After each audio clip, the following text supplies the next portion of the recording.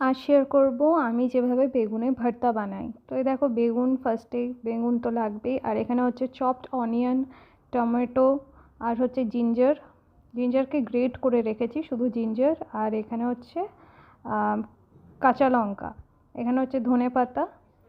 আর কড়াইটা আমি বলে দিচ্ছি ভিডিওর শুরুতেই যে কড়াইটা দেখে কেউ কোনো জাজ করবে না, কারণ কি কড়াইটা যেহেতু মানে নোংরা না কিন্তু কড়াইটা, ঠিক আছে, নোংরা না, কড়াইটা ঘষে মাজার সেভাবে পসিবল না। আমি এক সময় ক্লিন পুরো উঠে গেছিলো, কিন্তু আবার প্রবলেমটা ক্রিয়েট হয়েছে।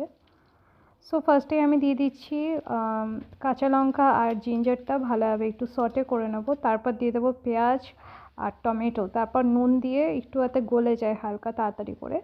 তো টমেটো দেওয়ার পর অবশ্যই সবসময় নুনই দিতে হয় টমেটো আর পেঁয়াজ দেওয়ার পর। তো নুন দেওয়ার পর আমি এখন বেগুনটাকেও দিয়ে দেবো একবারে।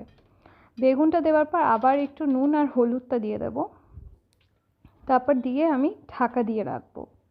কারণ কি বেগুন, তারপর পেঁয়াজ, টমেটো সব কিছুর থেকেই জল বেরোবে, ওগুলো জল বেরিয়ে বেরিয়ে অটোমেটিক বেগুনগুলো নরম হয়ে যাবে, দেন মানে অনেকটা এগিয়ে যাবে কুকিং প্রসেসটা।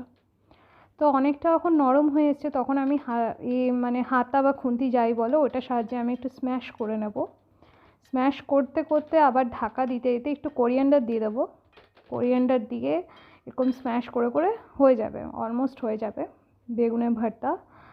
আর নেক্সট আমি আবার কড়াইতেই আসতে চাই, কারণ কি অনেকজন মেবি ভাবতে পারে আমি এখন ভিডিও বানাচ্ছি, আমার নিজেরই খারাপ লাগছে কড়াইটা আমার মানে এরকম আসছে।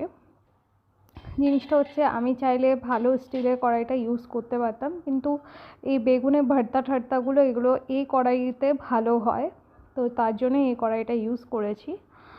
আর দেখো এখন নতুন কিনলে ওটা সেম হালাতই হবে, কারণ কি আমি জেনারেলি খুব কম অয়েলে ব্যবহার করি, খুব কম অয়েল দিই সবজিতে, দেন অয়েল ফ্রিও রান্না করি, ম্যাক্সিমাম অয়েল ফ্রি রান্না করি।